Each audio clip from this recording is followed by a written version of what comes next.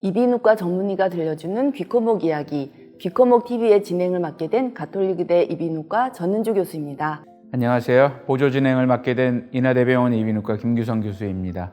오늘 저희와 함께 이야기해 볼 주제는 어지럼인데요. 어지럼에 대해 자세히 소개해 주실 교수님을 모셨습니다. 안녕하세요. 안녕하세요. 한림대학교 이비인후과 홍성광 교수입니다. 교수님 나와주셔서 고맙습니다. 김규성 교수님, 혹시 인터넷 검색창에 어지럼이라는 주제로 검색해 보신 적 있으신가요? 네, 이 프로그램을 준비하기 위해서 제가 어지러움을 한번 검색을 해봤습니다.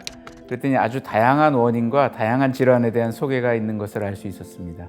사실 저희는 의사라서 검색할 일이 별로 없잖아요. 그런데 이번 주제 때문에 한번 검색을 해보니 원인이 너무 다양하게 나오더라고요. 어지러움 이유를 잘못 알고 오신 환자들이 많았는데 왜 그런지 이유를 알 수 있을 것 같더라고요.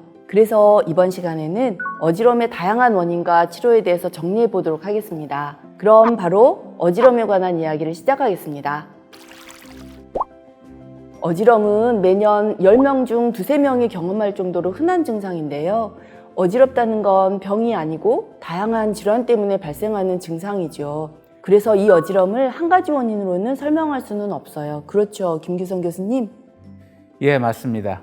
예를 들어 열이 심하게 난다고 했을 때 열이 나는 원인이 어디인지 검사를 하는 것처럼 어지럼도 마찬가지로 무엇 때문에 어지러운지 그 원인을 확인하는 절차가 필요합니다. 네, 그렇죠. 그래도 통계적으로 어지럼을 일으키는 원인이 있긴 하죠. 홍성광 교수님, 통계상 원인 질환은 어떤 게 제일 많을까요?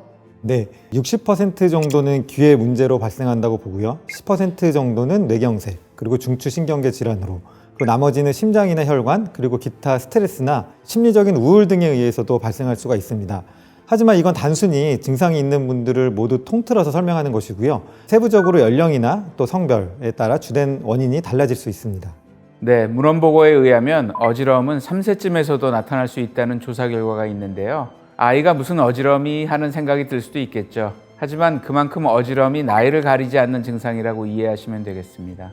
맞습니다. 홍성광 교수님, 그렇다면 먼저 대략적으로 유소년, 청장년, 노년층 정도로 나눠서 연령별 주된 원인을 소개해 주시면 어떨까요? 예, 알겠습니다. 먼저 19세 미만 젊은 연령에서는 편두통과 관련된 어지럼증이 제일 흔한데요. 물론 대부분은 자연 호전되기를 한다는 걸 말씀드리고 싶고요. 연령대를 더 크게 나눠보면 젊은 층보다는 노년층에서 어지러움을 호소하는 분들이 더 많은데요. 최근 조사에 따르면 50대에서는 어지럼의 발생 빈도가 훨씬 높았고요. 65세 이상 노년층에서는 주로 이석증이라고 불리우는 양성 돌발 두이 현운이 가장 흔한 원인이었습니다. 그렇군요.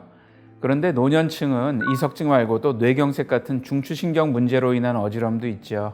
노년층에서 자주 발생하는 이석증과 뇌경색으로 인한 어지럼에 대해서 조금 더 자세히 설명해 주시면 어떨까요? 네, 교수님. 먼저 이석증으로 인한 어지럼증은 우리 귀의 속귀에 해당하는 이석기관에서 이석 부스러기가 세방고리관 안으로 들어가서 발생하는데요.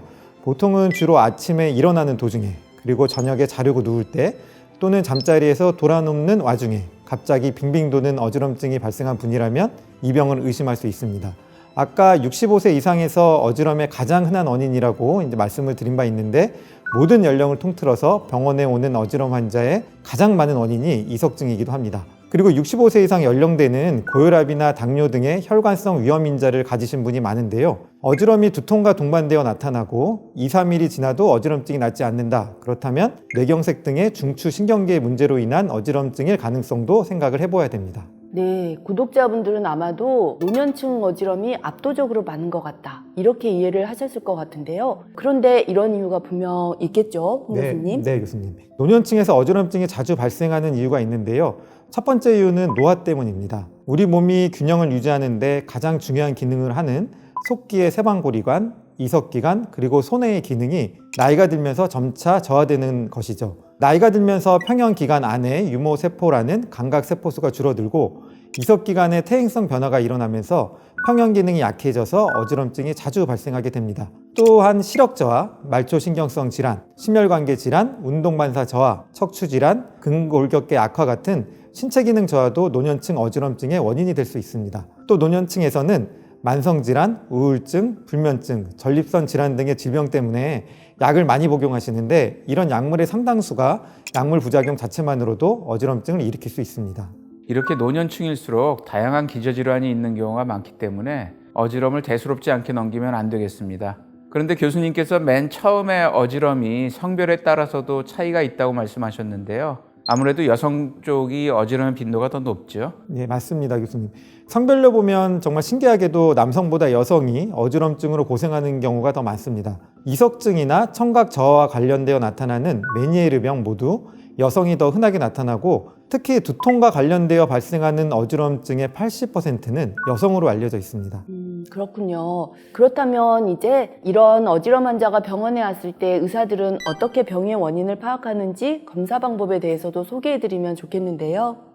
네, 그런데 전은주 교수님. 네. 그 전에 환자들 스스로가 이건 좀 심각하다 하는 징후를 먼저 알아두면 병원에 검사 받으러 가야겠구나 하는 결정을 빠르게 하는 데 도움이 되지 않을까요? 그렇네요.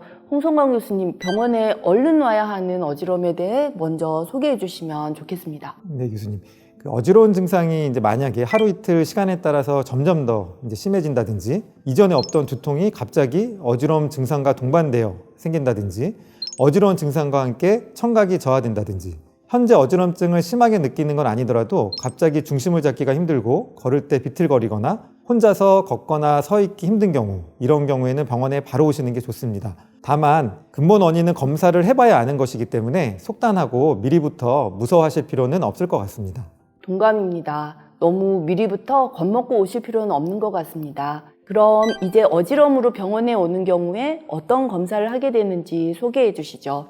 네, 검사는 마비, 복시, 발음장애, 감각 저하 등 신경학적 증상이 있느냐 없느냐에 따라서 검사 내용이 좀 나뉘는데요. 먼저 어지럼증과 함께 아까 말씀드린 신경학적 증상이 있는 경우는 MRI나 CT 등의 영상 검사가 필요합니다. 신경학적 증상이 없이 갑자기 심한 어지럼증만 발생한 경우라면 안구 움직임을 관찰하는 안진 검사가 필수적입니다. 사방을 보게 하거나 머리를 재빨리 움직이면서 환자분의 눈의 움직임을 관찰하는 안진 검사는 신속 간단한 검사인데도 MRI보다 더 예민하게 이 어지럼증이 머리에서 온 것인지 귀에서 온 것인지 구분할 수 있습니다. 예를 들어 소뇌경색이 원인이 되어 어지럼증이 나타나는 환자의 경우에는 초기에 미세한 뇌경색 같은 경우 확산 강조 MRI에서는 이상 소견이 없이 정상으로 나타날 수가 있습니다. 그런데 안진 검사로는 이상 소견을 찾아낼 수 있거든요. 그래서 이렇게 더 자세한 검사를 하는 것입니다. 네. 이렇게 검사 방법에 대해서 소개를 해주셨는데요. 김규성 교수님, 이렇게 진단을 했으면 다음은 어떤 단계가 남았을까요? 네, 최종 단계인 치료를 하게 되죠. 검사를 했으니 원인 파악은 됐을 테고 그 원인에 따라 치료도 달라지게 되겠죠.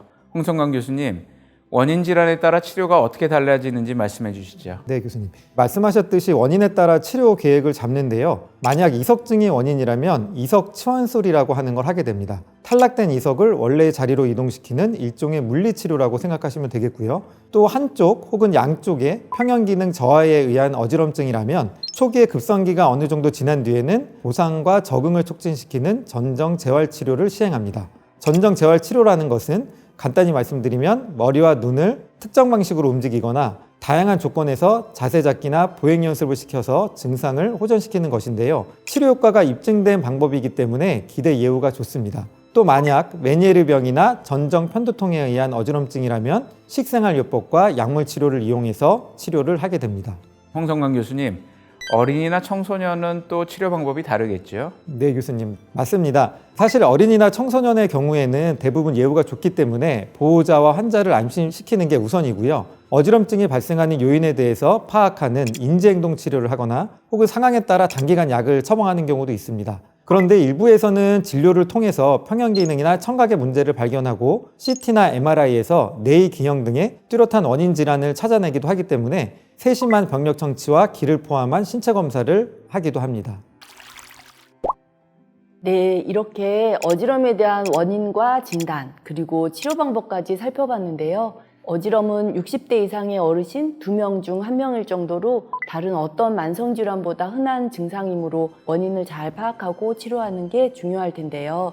마지막으로 홍 교수님께서 진료를 보는 의사로서 강조하고 싶은 것이 있다면 한 말씀 부탁드립니다. 네, 어지럼의 진단과 치료가 늦어지면 나중에 원인 질환을 치료했다고 해도 환자의 머릿속에 불안 심리가 남아서 지속적으로 삶의 질이 저하될 수가 있습니다. 그러므로 빠른 원인 파악과 치료를 권해드리고요. 그리고 또 하나 강조하고 싶은 것은 생활 습관의 교정입니다. 흡연이나 고혈압, 당뇨 등은 균형 기능에 좋지 않은 영향을 주기 때문에 적절한 관리를 하셔야겠고요. 이와 함께 원인에 맞는 적절한 어지럼 치료를 하셔서 삶의 질을 높이시기를 부탁드리겠습니다. 네, 조언 감사합니다. 이제 어지럼 이야기를 마무리할 때가 되었습니다. 김규성 교수님, 오늘 저와 함께 진행 도와주셔서 감사드리고요. 답변 도와주신 홍성광 교수님께도 감사드립니다. 이비인후과 전문의가 들려주는 귀코목 이야기, 귀코목TV의 오늘 이야기가 도움이 되셨다면 구독, 좋아요, 알림 설정 부탁드리겠습니다. 감사합니다. 감사합니다.